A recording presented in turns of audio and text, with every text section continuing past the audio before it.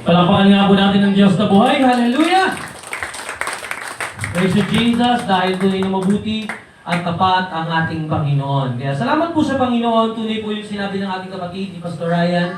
Patuloy pong kumikilos ang Diyos. Patuloy na gumagawa ang Diyos sa paraan na minsan hindi natin inaakala. Tandaan po natin mga kapatid sa Panginoon. Siguro marami tayong mga prayer requests. Marami tayong mga gusto ngayong darating na Pasko. Kung hindi ibigay ng Diyos, I thank God. Kasi kung di niya binigay, protection yon. Halimbawa, ang hinihingi mo ay yung matamis niyang oo, hindi binigay para sa kabataan. No? Kapatid sa Panginoon, protection yon kasi hindi dahil sa makakasama ka sa Kanya. Baka kasi makasama siya sa iyo. No, di ba? Baka, kaya gano'n. Kaya naman, may hinihingi kang isang bagay. Akala mo makakabuti sa iyo. Pero, alam ng Diyos ang higit na makakabuti. Amen? Alam ng Panginoon iyon. At kung ibigay naman ng Diyos, praise God, I thank God. Amen? Kaya salamat sa Panginoon. Muli, tapikin po natin yung ating mga katabi at sabihin natin na tayo ay magalak. Magalak tayo. Amen? Kasi marami tayong dahilan para matuwa. Amen? Kung meron po tayong 100 dahilan para malungkot, meron naman tayong 1,000 o milyon pang dahilan para magsaya. Amen? At salamat sa Panginoon dahil ngayon ang pag-uusapan po natin ay tungkol sa Kapaskuhan. Purihin ng Diyos dahil ngayon ang mga bata, ang kanilang tinatalakay ay the first Christmas. At salamat sa Panginoon dahil ngayon nanonood siguro sila. At salamat sa Diyos sa patuloy na pagkilos ng Panginoon. Ngayon po, maikli lang naman po ito at hindi naman po ito ganun kahaba. Kaya naman inaanyahan ko po bawat isa na makinig po kayong maligi. Sapagkat ang kalooban ng Diyos ay maunawaan natin yung kahalagahan ng Pasko. Sino ba talaga yung isinilang? Ano ba talaga yung naiambag nitong sinilang na to sa buhay natin? Kapatid sa Panginoon, sa survey, sabi daw ay nasa 100, tama ba ako? Kada araw ang isinisilang sa Pilipinas, hindi lang yata. Di ba? Kada araw. Pero ang totoo niyan, kahit isilang yung baby ganito, sa ngayon, salamat sa Panginoon, tayo nakikisaya, isinilang yung anak ni Brother Alfonso. So, kagahapon. So, salamat sa Panginoon. Pero, salamat sa Panginoon, pero merong isang isinilang na lahat talaga tayo dapat nakikigalak. Kahit ang buong sanlibutan, dapat makigalak.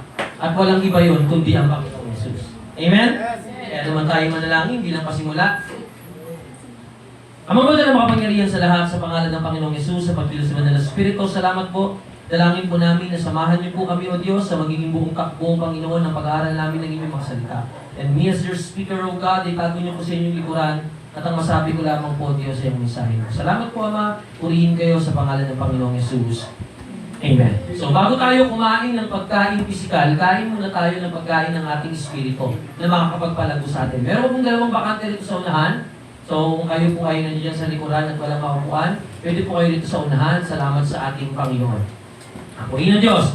At ngayon po, kapatid sa Panginoon, unahin muna natin yung mga dahilan. Alam naman natin, di ba? Ngayong Kapaskuhan, ang dahilan, kaya merong Pasko, alam na natin yan. Siyempre, kapanganakan ng Panginoong Yesus. Pero bakit nga ba, bakit kailangang isilang ng ating Panginoong Yesus? So, wala nang intro ka. So, unahin natin ito sa John chapter 14 verse 6. Tulungan tayo ng Diyos na matapos natin yung topic natin ngayon. Salamat sa Panginoon. Mamaya, meron po tayong games. Tama ba? Sana yung magpapag-games natin sa atin. Ayun. Tapos, salamat sa Panginoon. Kakaroon din po tayo ng exchange gift. Ewan ko kung giveaway ba to o raffle. O giveaway yata. So, ano pa man. So, salamat sa Panginoon. So, John chapter 14 verse 6. Kapatid sa Panginoon, nais ko lamang kung kunin agad natin yung pinakang punto ng mensahe ngayon. Sa unang punto natin, John chapter 14 verse 6, sabi po dito, sinabi sa kanya ni Jesus, ako ang daan at ang katotohanan at ang buhay. Sino man na hindi makakarating sa Ama, kundi sa pamamagitan ko. Kapatid sa Panginoon, pwede kang makarating kahit saang bansa mo gusto. Kahit saang bansa mo gusto, pwede mong mapuntahan. Pwede ka mag-ipon, mag-travel around the world. Kahit saang sulok ng Pilipinas, pwede mong pasyalan.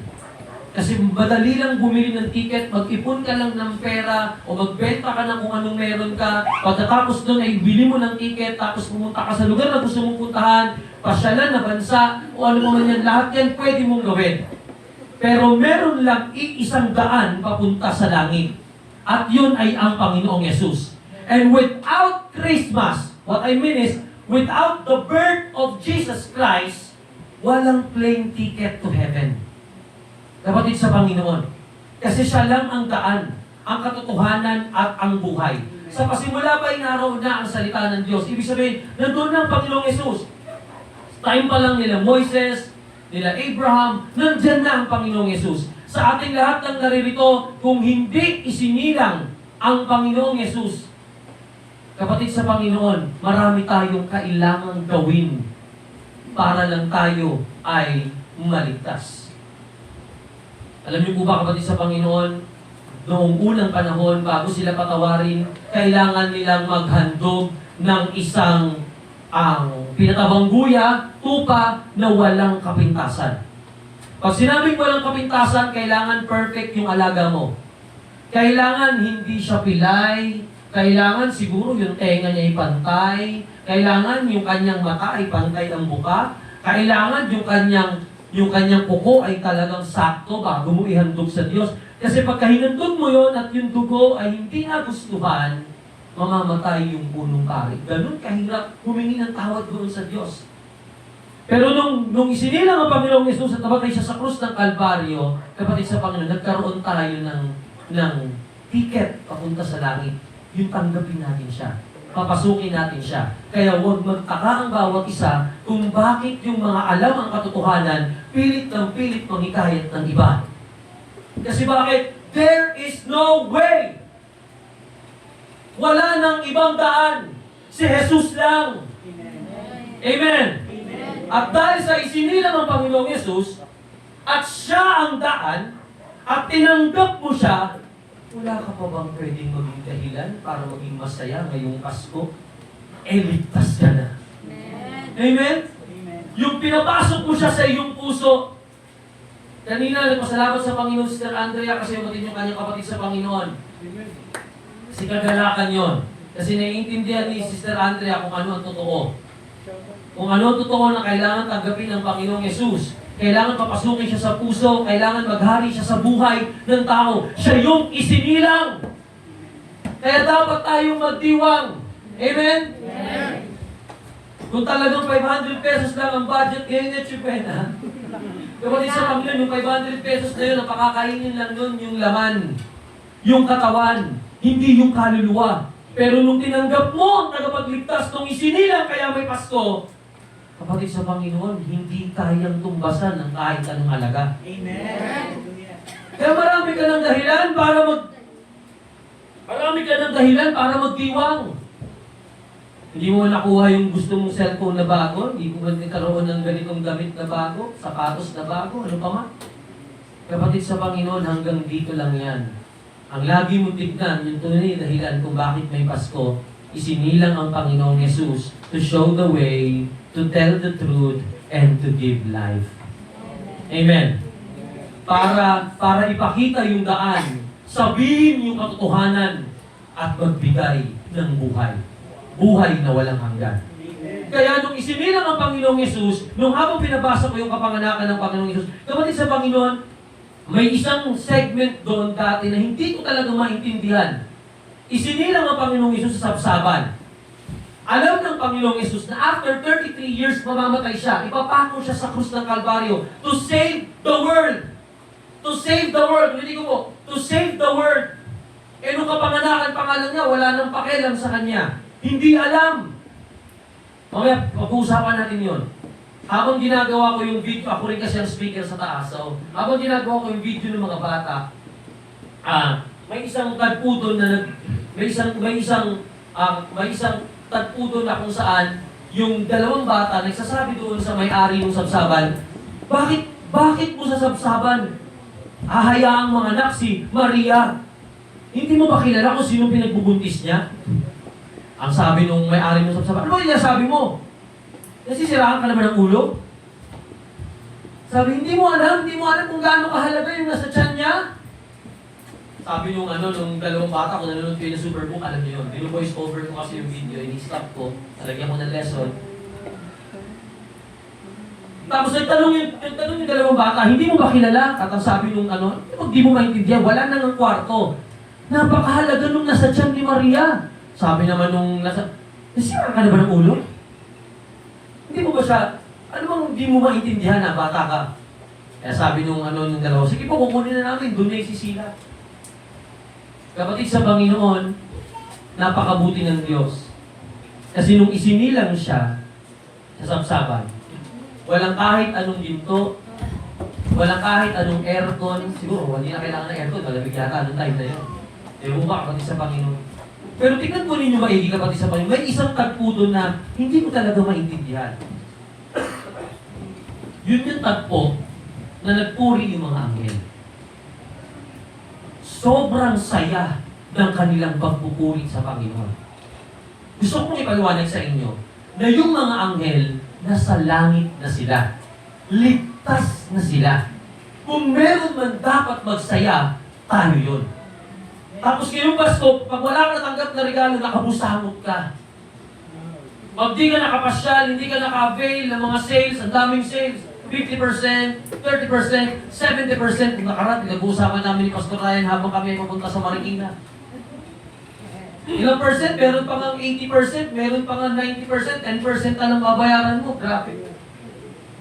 Nung nakaraan, 70% yung mga sapatos, mas mamahal pa yung mga sapatos sa isang branded na sapatos, 70% off. Hindi mo nakuha, nakabusamot ka. Kapatid sa Panginoon, yung mga anghel nung time na yun, nagpupuri sila sa Panginoon, ng buong saya, isinilang si Jesus Christ, pero yung mga anghel, ligtas na sila, nasa langit na sila. Kung meron nga dapat magsaya, tignan mo yung katabi mo kung mukhang masaya.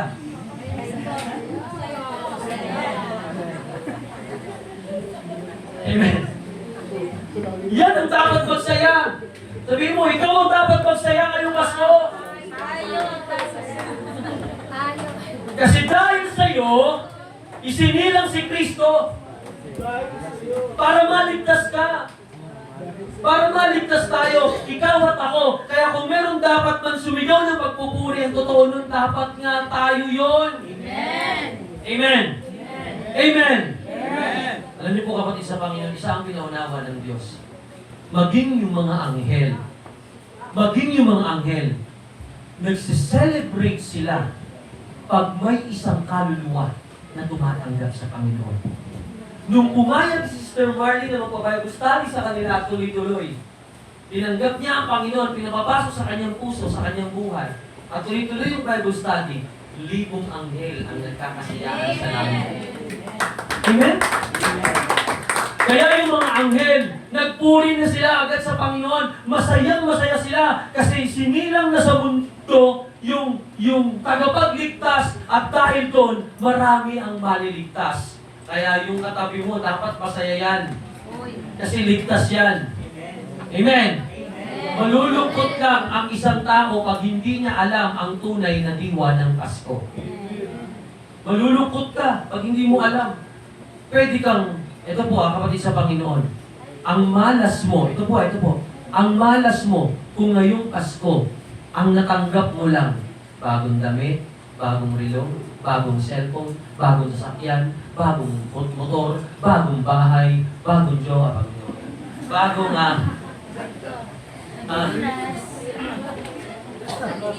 bagong bahay, bagong alahas, bagong TV, bagong rep, bagong washing machine.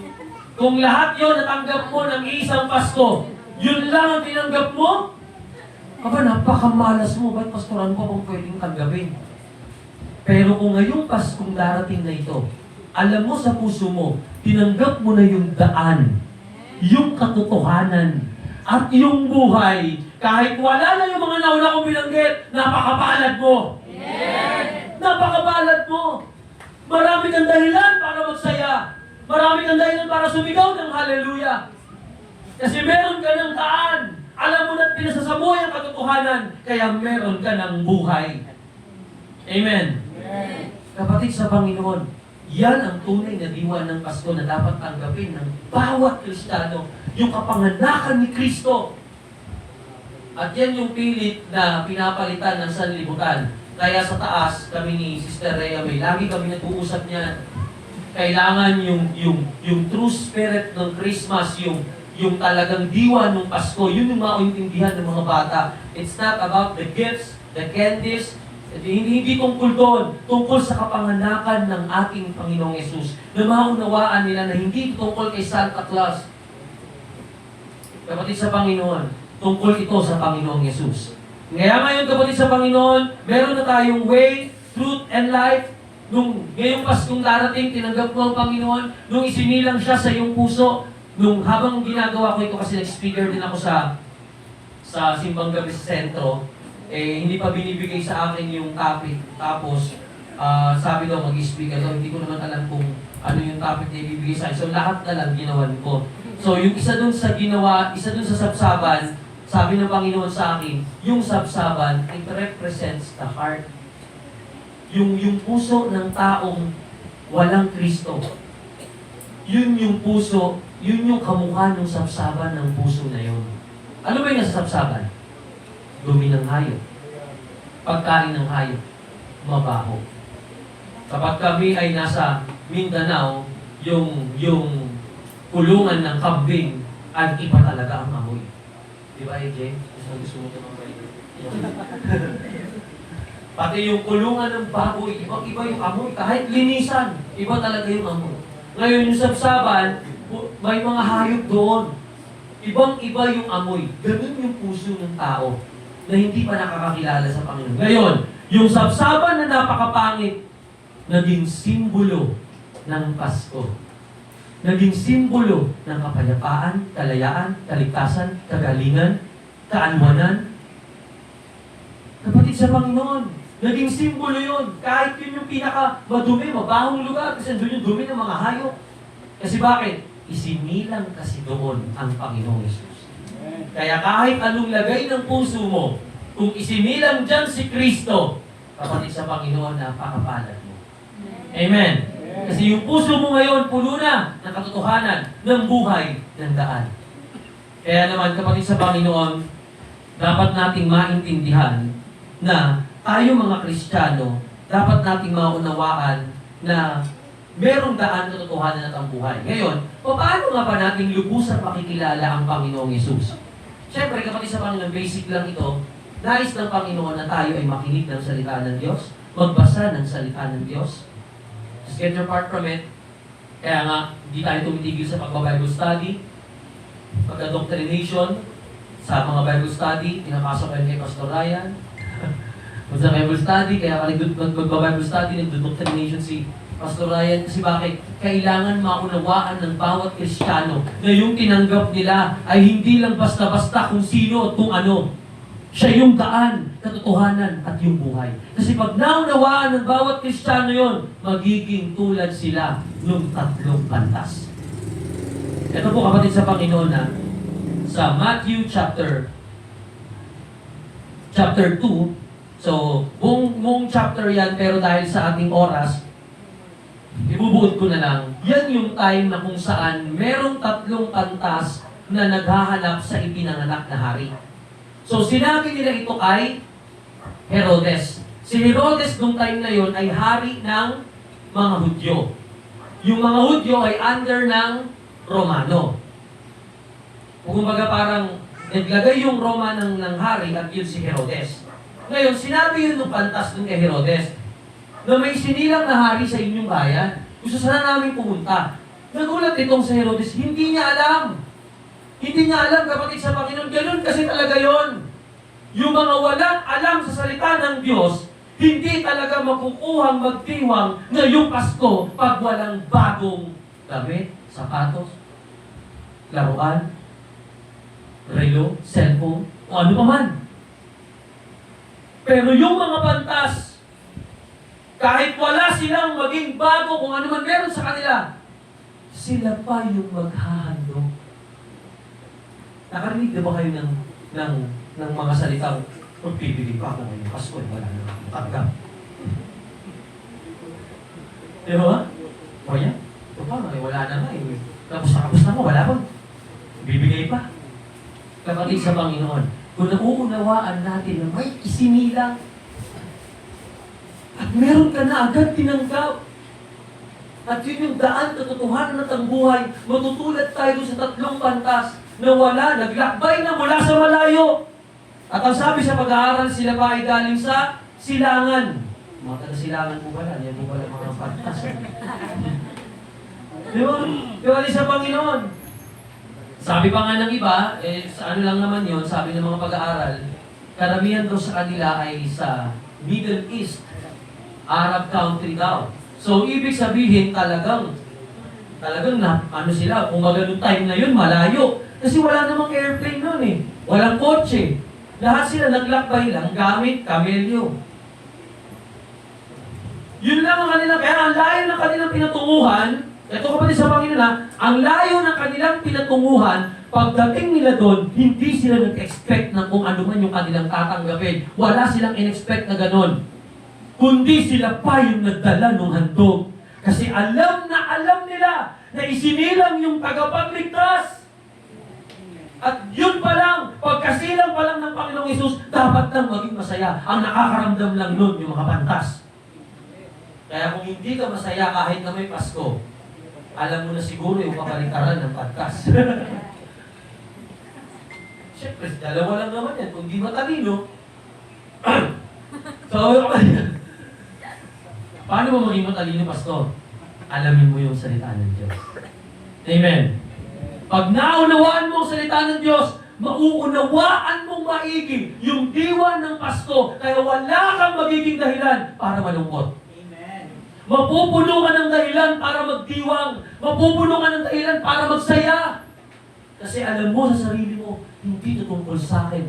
Christmas is not about me. Not about the gift. It's about Jesus. It's about Jesus. Ngayon, yung mga pantas, tingnan mo ulit yung katabi mo, yan, pantas. Mukhang pantas, di ba? Mukhang pantas naman. Mukhang pantas naman.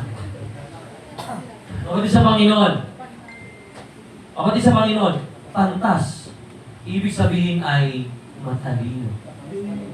Matalino. Kapatid sa Panginoon. Marunong. Ngayon, paano natin ulit malalaman kung paano na ulit tayo magiging pantas? Tingnan po ninyo pati sa Panginoon. Gusto ko pong himay-himay yung senaryo. Si Herodes, hari na yon. Ito po si Herodes, hari na siya. Hari na. Ano bang kalalagayan ng hari? Hari, punong-puno ng ginto sa katawan niyo. Kung sino babae ang gusto niya, pwede niyang makuha. Baka naman lalaki. Baka naman hayop. Kung anong gusto niyang hayop, pwede niyang kainin. Hari siya eh.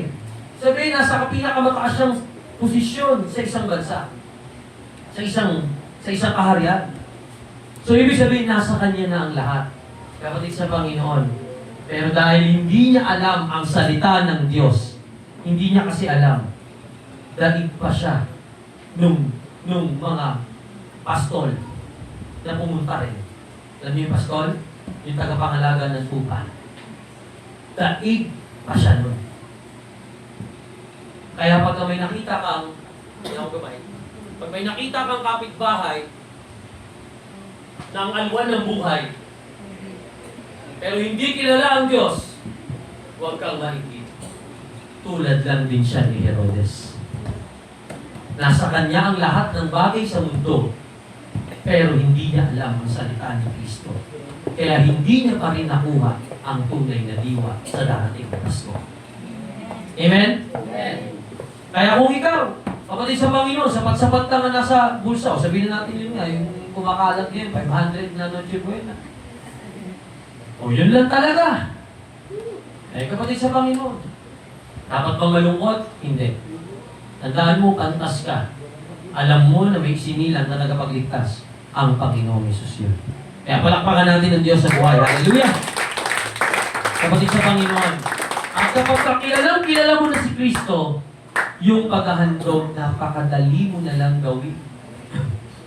Bakit? Kapatid sa Panginoon, alam mo siya, kilala mo siya eh.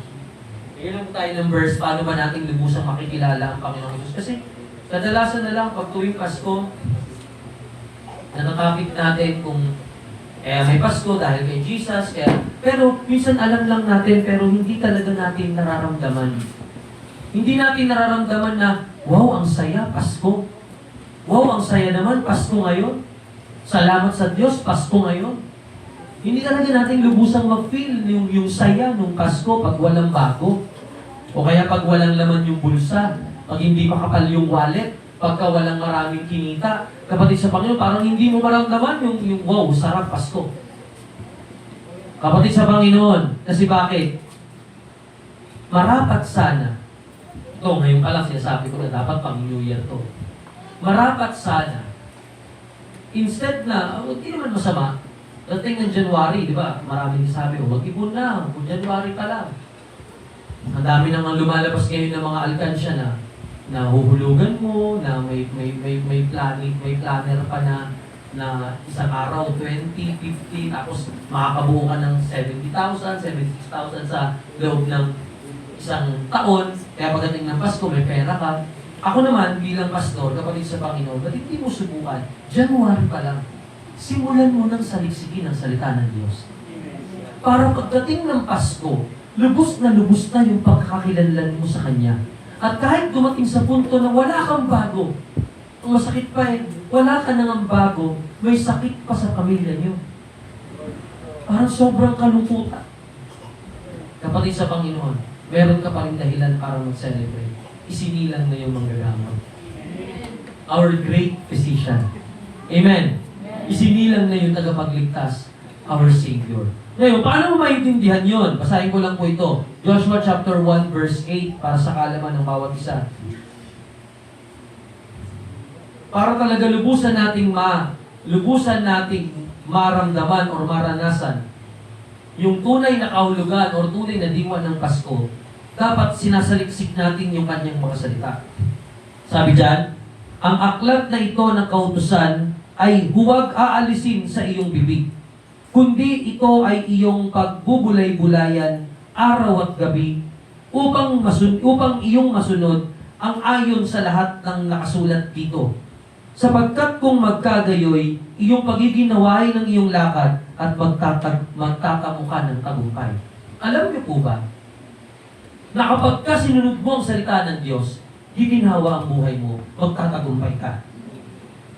So, ibig sabihin, kapatid sa Panginoon, pag inuna mo siyang kilanling, you seek God first, then all these things will be added sa iyo. Kaya sa darating na Pasko, fully loaded ka. Kasi lubos mong kilala ang Diyos. Amen. Amen. Fully loaded ka, kapatid sa Panginoon, sa lahat ng bagay. Kasi kilala mo ang Panginoon. Ngayon, paano mo siya makikilala? Kung tuwing linggo ka lang, nakakarinig ng salita ng Diyos. Ulitin ko po hindi po kayo nagkamali ng narinig. Kung tuwing linggo ka lang, nakakarinig ng salita ng Diyos. What I mean is, once a week ka lang, nakakapakinig ng salita ng Diyos. Once a week ka lang, nakakapagbasa ng Bible. Tuwing may speaker lang at magbubuklat ng verses. O kaya naman yung MC, pag nag-scripture reading, doon ka lang nakakapagbasa. Kaya nga lang, doon ka na nga lang nakakapagbasa, tuwing gawain, nalilate ka pa. Kaya hindi mo na naaabutan yung scripture reading, hindi ka nakakapagbasa. Sabi dito, dili-dilihin, araw at gabi, huwag ihiwalay sa iyong bibig.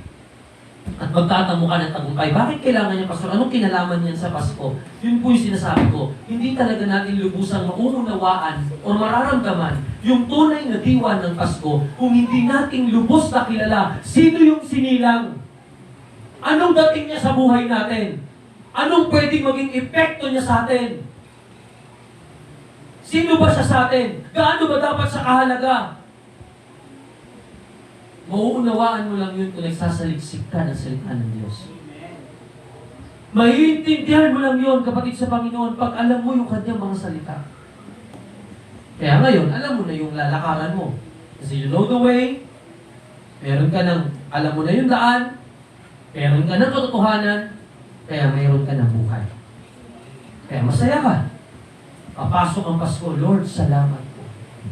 punong-puno ng pagpapasalamat sa Panginoon.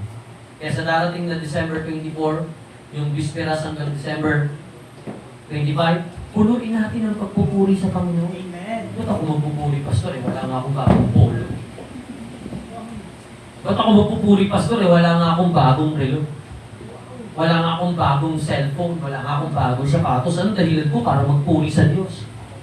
Kapatid sa Panginoon, ito po yung sinasabi natin dahilan. Sinilang yung daan, ng tuhanan at ang buhay. Ngayon, yung mga pantas, alam na yan. Kaya nga naghandog sila ng mga papuri sa Panginoon. At naniniwala naman ako, mula rito sa unahan, hanggang dyan sa likod, mga pantas. Amen. O mahina, mga pantas. Amen. Amen. Mga pantas kapatid sa Panginoon. Mga matatalinong tao, belong sa mga matatalinong tao. Praise God. Kapatid sa Panginoon, isa pa, 1 John chapter 3, verse 5. Hallelujah. 1 John chapter 3, verse 5. Pwede po bang pakibasa sa mababaw na salin?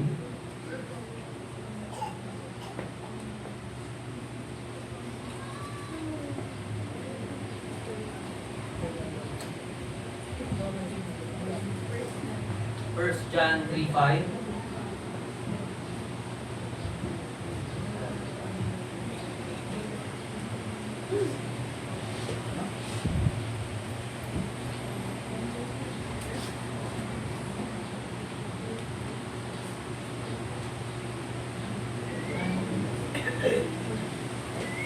Ganito po ang sinasabi sa aklat ng unang Juan, kapitulo 3, talata 5. Alam ninyong si Kristo na walang kasalanan ay naparito sa mundo upang alisin ang ating mga kasalanan. Amen. Dito naman po sa salin ng aking Biblia. Nalalaman ninyo na siya'y nahayag upang mag-alis ng mga kasalanan at sa kanya'y walang kasalanan. Kaya ako po pinabasa yung mababaw na salin kasi binanggit doon sino yung nag-aalis ng kasalanan. Sino yung pumasan. At yun ay si Kristo. Dito kasi sa salin ng aking Biblia ay walang nakalagay na Kristo. Sabi lang na siya. Ngayon, ang tinutukoy pa lang siya dito sa Biblia ng mga pastor ay si Kristo. Kapatid sa Panginoon. Isa pa sa dahilan. Una, mayroong kanandaan, katotohanan at ang buhay. Pangalawa, kapatid sa Panginoon, mayroong nag-alis ng kasalanan. May pumasan ng kasalanan. Naranasan niyo na po ba na malagay sa isang sitwasyon, tapos biglang may nagtanong, sino may gawa nito? Then, out of no reason, parang hindi mo naman in-expect, biglang may umako ng kasalanan. Ay, ako po yan, natabig ko. Sakay nga. Ay, salamat yung pagalitan. O kaya naman, hindi niya inako, o kaya naman parang pakiramdam niya kasi siya. Nung parang pakiramdam niya siya yung may kasalanan, bigla na lang inamin siya yung may kasalanan. Dati kasi nagtatrabaho ako sa Poverello. Habang naglilinis kami ng banyo niya tayo. Tapos doon, parang minimix kasi yung panlinis doon eh. Nagkamali ako ng ginawa. Siguro, akala yung nagtuturo sa akin, kasi parang bago pa ako nun. Akala nung nagtuturo sa akin, siya yung gumawa tapos sabi, kinakabahan ako kasi yung mismo yung nagagalit, yung mismo may-ari, hindi man may-ari, parang yung manager ba ng building. Ang buong building siya may maraming pananagutan. Eh, ang taas nun, ilang floor yung nilalagyan ng ganung klase ng panghugas ng kamay. Parang minimix kami yung mag-mix na nagkamali ako ng ginawa. Siguro, akala talaga niya siya kasi pagkatapos niyang pagalitan, pagbaba namin, hindi na, nagkamali ako dito, kaya pala hindi ko nilagay. Pero alam ko talagang ako. Tapos sa puso ko, parang ay, pag gano'n ako, hindi na lang ako isalita. Parang hindi na lang ako nagsabi na alam niyo ba yung pakiramdam na parang may sumalo sa'yo? O ito na lang, yung pakiramdam na nilaglag ka. Balik na rin natin. Di ba nakakainis? Balik ka tiwala tapos nilaglag ka. Kasi compare mo doon sa pakiramdam na sinalo ka. Maga parang yung kasalanan mo siya yung umako. Nung isinilang ang Panginoong Yesus, nagkaroon na ng sin bearer. Nagkaroon na nung umako nung kasalanan na tayo, yung kasalanan kasi meron niyang parusa. Kapatid sa Panginoon bakit bukasan po kayo sa akin sa aklat ng Roma,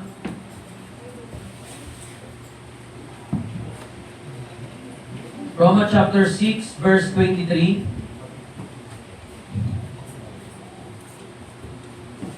Sabi po dito,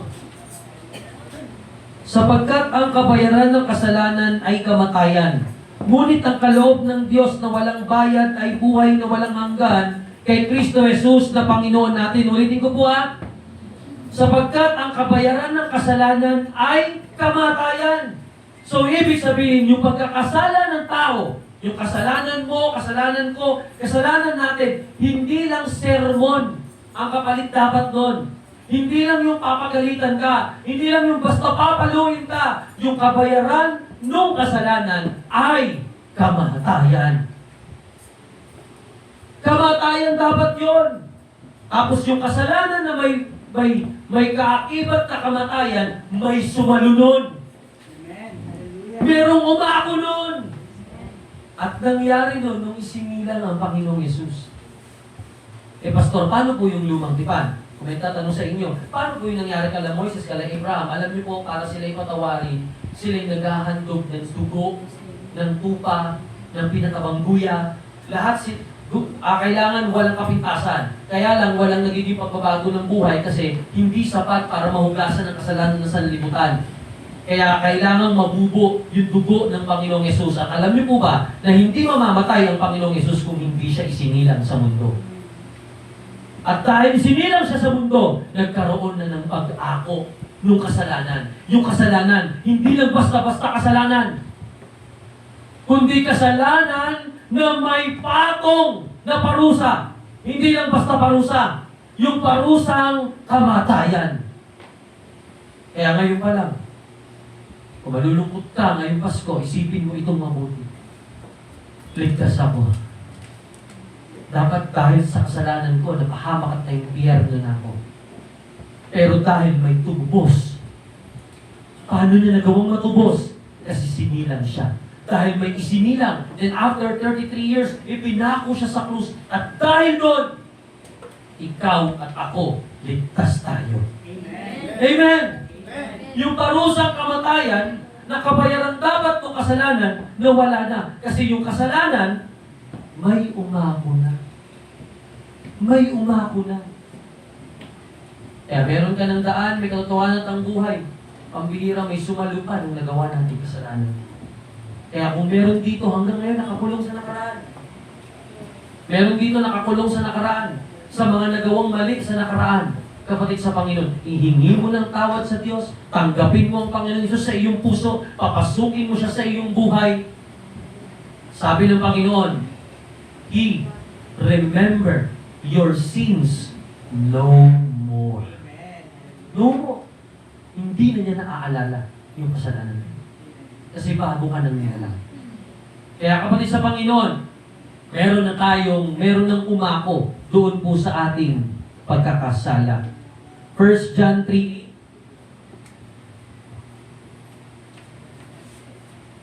1 John chapter 3 verse 8.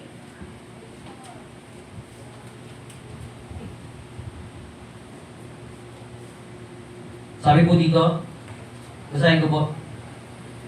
Ang patuloy na gumagawa ng kasalanan ay sa dyablo, sapagkat buhat pa ng pasimula ay nagkakasala na ang dyablo.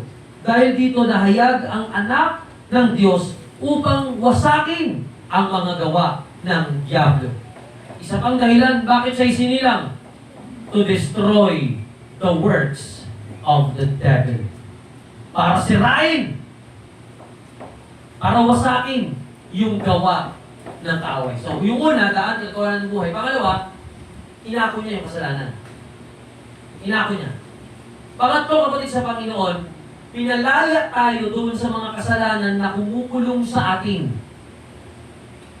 Doon sa mga, kung meron ditong hanggang ngayon, hindi maiwanan yung bisyong ganito, hindi maiwanan ng pagsusugal, hindi maiwanan ng paninigarilyo, hindi maiwanan ng panunood ng pornografiya, hindi maiwanan ng hindi pagiging kontento sa isa, o ano pa man. Kapatid sa Panginoon, nung isinilang ang Panginoong Yesus, one of the reason, it is to destroy, para wasakin yung gawa ng kaaway sa buhay ng bawat isa. Amen. Kaya ngayon, kapatid sa Panginoon, pwede tayo mag-celebrate kasi alam natin, wala nang talas ang kuko ni Satanas na humahawak sa atin. Kasi meron nang nagwasak nun. At yun ay ang Panginoong Yesus. Nung isilang siya sa sapsaban, umarito siya para wasakin yung gawa ng kaaway. Kasi bakit? In Isaiah chapter 59 verse 2, ito po kapatid sa Panginoon. Hallelujah. Isaiah chapter 59 verse 2.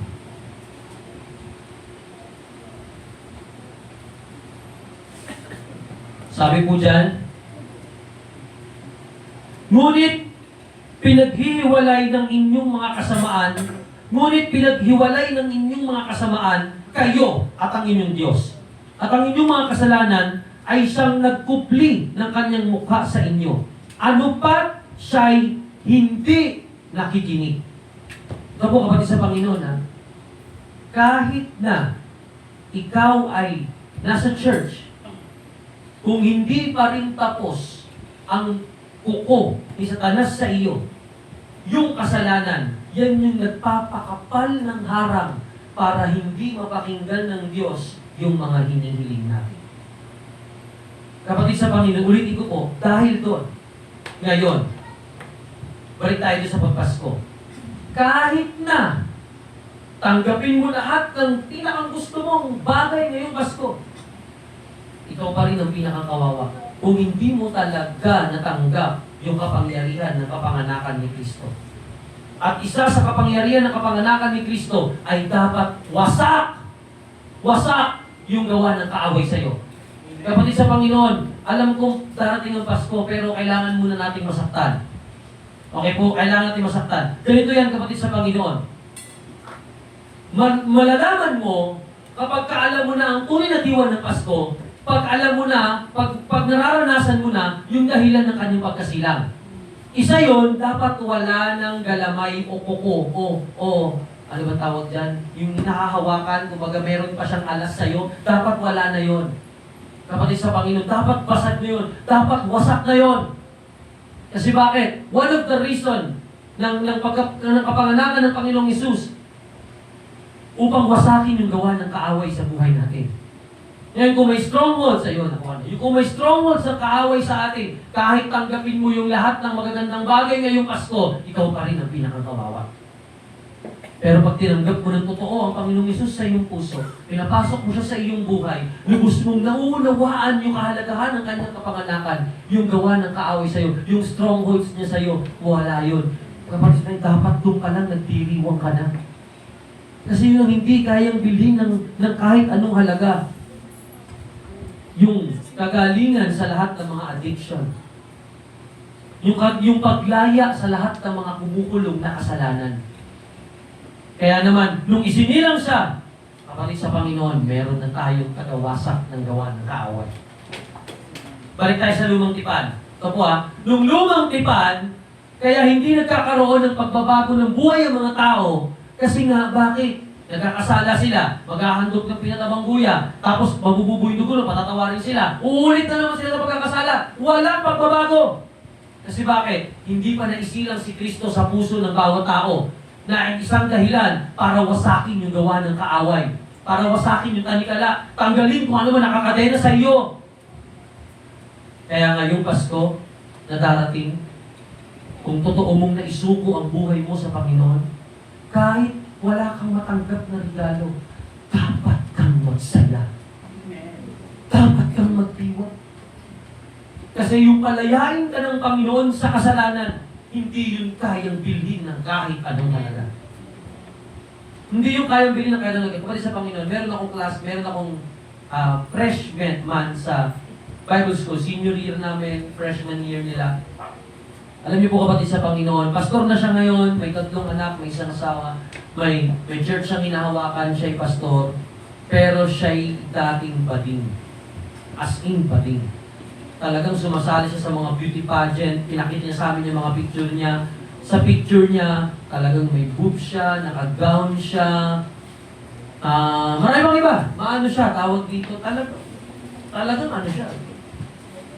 Alam niyo po kapatid sa Panginoon, kinuwento niya sa akin, isa daw sa nagiging struggle niya, matagal na raw niyang alam na mali kung ano yung nararamdaman niya. Ang problema lang daw, listen muna, kapatid sa Panginoon, ang problema lang daw, hindi siya makalaya, hindi siya makawala, hindi niya alam kung ano yung gagawin. Hindi niya alam. Kasi yun talaga siya eh. Kapatid sa Panginoon, merong explanation ng science dyan. About sa genes. O sa mga chromosomes at marami pang iba. Kaya naman, nararamdaman ng isang tao yung ganun. Pero nung napadaan lang yan, napadaan sa isang crusade. Ramdam daw talaga niya yung pagkilos ng Panginoon. Minasa daw talaga niya, ginusto niya na magbago. Humilos ang Diyos sa kanya. At binigyan siya ng Panginoon ng bagong buhay. At ang sabi niya, yun ang hindi kayang bilhin ng kahit anong halaga. Kahit makapagtapos ka sa pinakamataas na kurso, maabot mo ang tuktok ng mundo, hindi mo pwedeng baguhin ang sarili mo. Diyos lang ang pwedeng makapagpabago. Diyos lang. Kaya nung isinilang ang Panginoong Isus sa puso niya, na dating sabsaban, nagkaroon ng pag-asa, nagkaroon ng buhay. Kaya masaya siya. Kaya ngayong Pasko na darating, kung naisuko mo ang lahat sa Panginoon, wala ka na din dapat dahilan para malungkot. Amen? Yes. Dapat ka nang magdiwang kasi alam mo, praise God! Pinalaya ako!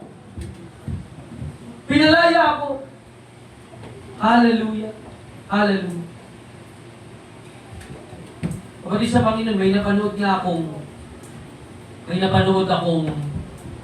video, may napanood akong kalabas about sa yung sinakop tayo ng mga Hapon. Tapos, dumating yung mga Amerikano para tayo ay iligtas. Yung mga tao dun sa drama na yun, sigaw na sigaw, oh, malaya na lang! Masaya sila kasi makakalaya na sila sa kuko ng Hapon eh. Yung time na yun, kapatid sa Panginoon, ganun po yung nangyari sa atin.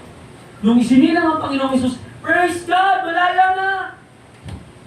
Dapat nang magsaya. Bakit? Bakit? Simple lang, kapatid sa Panginoon. Dahil ang Diyos sinilang sa ating puso, meron ng tagawasak nung kuko ng kaaway sa atin. Yung mga gawa ng kaaway sa atin. 1 John chapter 4 verse 9. 1 John 4:9. So, dito na po tayo magtatapos. 1 John chapter 4 verse 9. Sabi po dito, dito nahayag ang pag-ibig ng Diyos sa atin sapagkat sinugo ng Diyos ang kanyang bugtong na anak sa libutan upang tayo'y mabuhay sa pamamagitan niya. Nung ibinigay ng Diyos Ama ang kanyang bugtong na anak na si Jesus, isinilang sa sabsaban, tayo ay nagkaroon ng buhay. Marami pa tayong tinanggap. Meron na tayong ticket papunta sa langit. At hindi lang basta ticket, meron na tayong citizenship of heaven. Kaya sabihin mo sa katabi mo, hindi ka taga dito, taga langit ka. Sa kabilang side naman, hindi ka taga dito, taga langit ka. Nung isilang ang Panginoong Yesus sa sabsaban, yung mga tumanggap na Kristiyano, yung mga puso na kung saan isinilang si Kristo, kapatid sa Panginoon, tumanggap sila ng ticket papunta sa langit. Tumanggap pa sila ng citizenship of heaven. Alam mo yun? Di mo ba pag mangingibang bansa ka, may dapat kang dahilan. Dapat nandun ka para magtrabaho o mag-aral. Pero iba yung paraan kung gusto mo doon manirahan. Kapatid sa Panginoon, kapatid sa Panginoon, full package na. Nung tinanggap ang Panginoon, nung isinilang ang Panginoong Isus, meron ka na kaagad ticket papunta sa langit. Bukod doon, meron ka pa kaagad libreng stay habang buhay. Meron ka ng citizenship of heaven. Kaya dito mga kapatid sa Panginoon, isa pa, kapatid sa Panginoon, yung langit na bayan mismo. Ang daan ay ginto. Pasko, wala kang tanggap na ginto. Dito sa Panginoon, daanan doon ay ginto. Walang dilim. Puro liwanag. Walang lungkot, walang sakit, walang kahit ano. Walang kahit anong negatibo. Sapagkat Diyos ang naghahari. At doon, walang gabi, puro umaga, puro pasisaya. Puro kagalakan. Yun ang tinanggap ng bawat Kristiyano ngayong Pasko. Hindi ko po hindi tatanggapin pa lang, tinanggap na mismo. Kahit nandito ka pa sa lupa, yung iyong tahanan, hinahanda na sa langit. Amen. Kaya mga kapatid sa Panginoon, kung malulungkot ka, ngayong darating na Pasko, mag-isip-isip ka muna ng 1, 2, 3. Baka hindi mo kalubusan na unawaan yung mga salita ni Kristo. Kaya para bang sa isip mo, walang dahilan para magsaya. Kapatid sa Panginoon, meron na kaagad. Dahil isinilang si Kristo na siyang daan, katotohanan, buhay.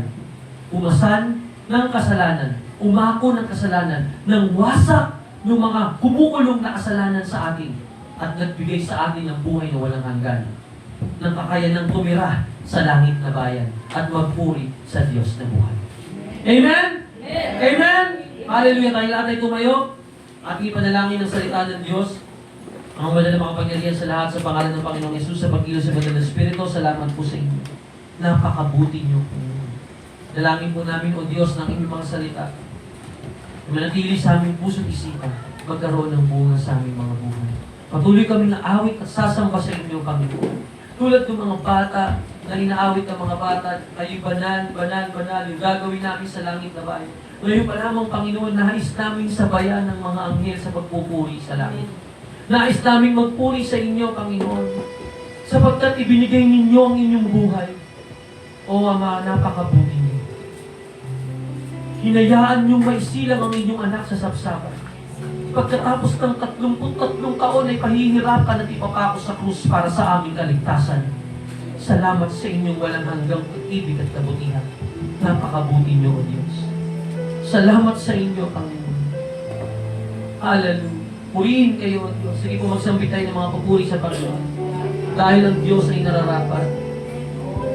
Praise you, Jesus. Hallelujah. Glory, glory, glory, glory. Hallelujah. Hallelujah, Jesus. Hallelujah, hallelujah. Praise you. Oh, we worship you, Lord.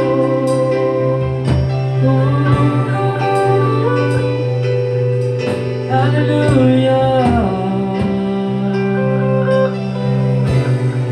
Praise you, Jesus. Hallelujah.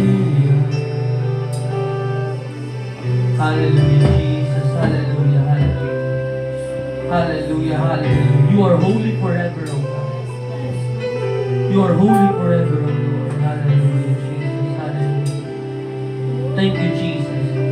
Thank you, Jesus. Thank you, Jesus. Hallelujah, hallelujah. Hallelujah, hallelujah, hallelujah. And the angels cry, holy, all creation cry, holy, you are lifted high, holy, holy forever. Hear your people sing. We cry out holy. Oh, as we sing and shout holy. Hallelujah. Hallelujah, Jesus. Salamat sa inyong pag-ibig, Panginoon. Salamat sa inyong kapanganakan.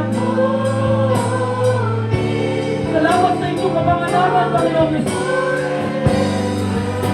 Meron kaming tinanggap na nakapagsinta. Hallelujah. Diyos at hari. Jesus Christ. Hallelujah. Hallelujah. Hallelujah. Hallelujah. You are holy, Lord. And I, sa mga tahanan, pagkatingin natin yung tamang paraan ng pagdiriwang ng Pasko. Magpapasalamat sa Panginoon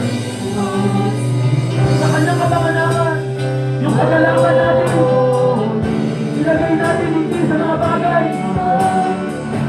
Ilagay natin sa katotohanan.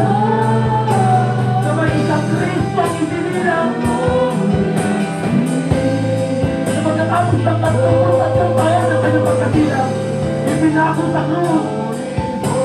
Kaya tayo ligtas. Kaya may dahilan para magtiwag. Hallelujah. Angels cry, holy, all creation cry, holy, you are lifted high, holy forever. Muli sa Panginoon. Awit tayo sa Panginoon, sasambahin natin siya. Bago tayo tumako sa mga raffles, sa mga games, at iba pa, paramdaman natin ang Panginoon. Inanihan ko yung mga marunong sumayaw ng tambourine. Pwede kayong kumuha ng tambourine. Paramdaman natin naman, gamitin natin lahat, yung aisle, yung dito sa unahan. Sa mga marunong mag second voice, pagandahin natin. Haranahin natin ang Panginoon. Kung tayo mahiyang magtaas ng kamay, kung tayo mahiyang sumigaw ng pagpupuri sa Panginoon, itodo natin yung pagpupuri sa Hari. Wala tayong kamanyang. Wala tayong mamahaling pabango. Wala tayong ginto na pwedeng ihandog. Pero meron tayong buhay na pwede natin ihandog sa Panginoon. Kaya sa pagpupuri natin sa Panginoon, gawin natin yung pinakamabuti. Wala rito sa loob, sa mga kabataan, awitin natin ng Panginoon pinakamaganda. Pinakamaganda pagpupuri sa Panginoon. Hallelujah, Jesus. Hallelujah, hallelujah, Jesus. Hallelujah, hallelujah, hallelujah.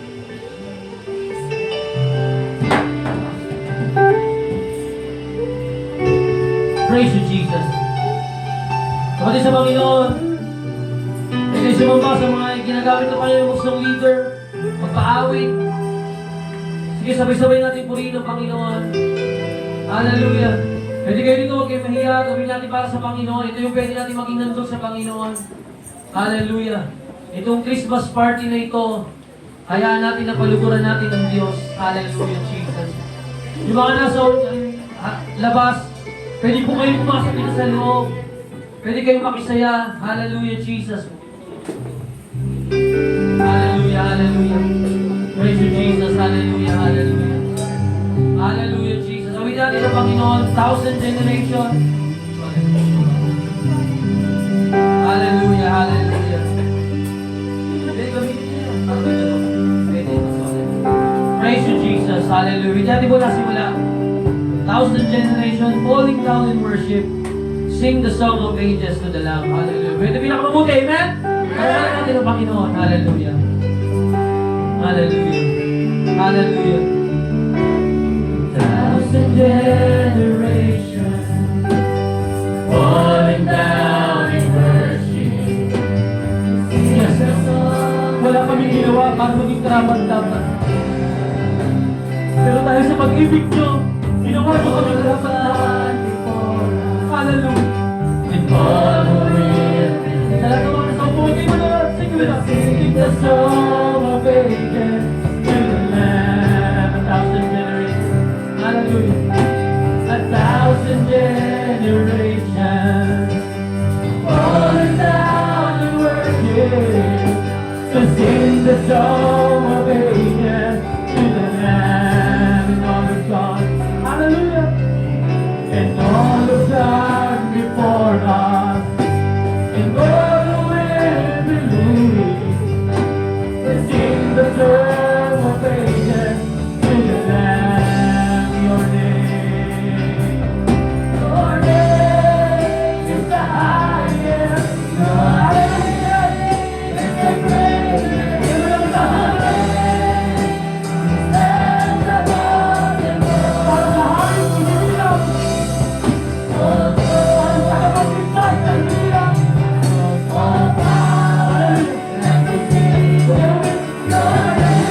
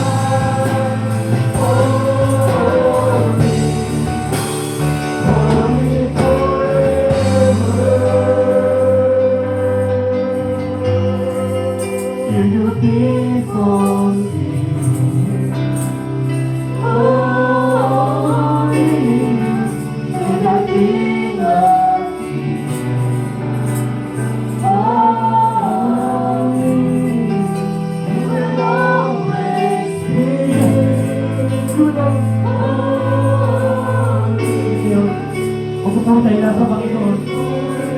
Huwag sa akin. Sige, magsabit tayo ng papuri. Magsabit tayo ng papuri. Hallelujah. Let us open our mouth. Sing praises. Sing praises. Yes, to yourself. Hallelujah. He's worthy. Hallelujah. You can shout your praise. He's worthy. Hallelujah. Glory, Lord, Lord. Oh, you worthy, Lord. Hallelujah. You are holy. Hallelujah. You are holy.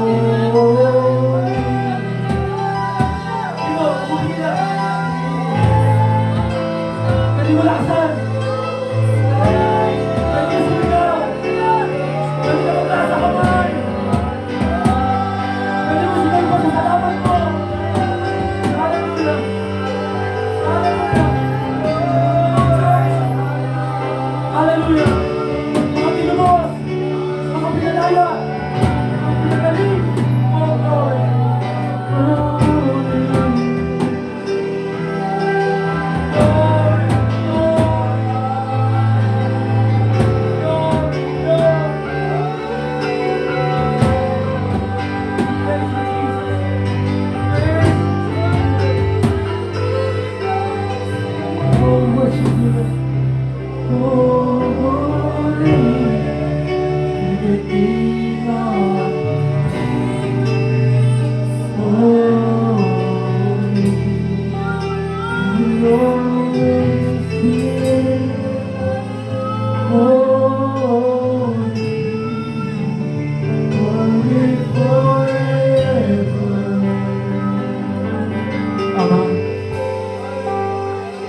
Kami nagpapasalamat sa inyo. Nawa, nang naging mabangong sa iyo ang aming handog o Diyos, na pagpupuri sa inyo tayo. Salamat sa kabutihan. Salamat sa katapangan. Salamat sa walang hanggang biyaya niyo. Thank you, Jesus. Thank you, God. Sa inyo po ang lahat ng pinakamataas na papuri. Pagdakin, luwa natin sa samba. Amen. Amen.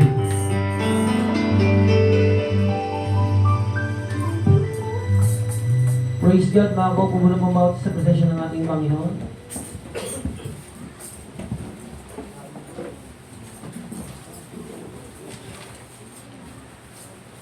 Amen. Palakpakan nga po natin.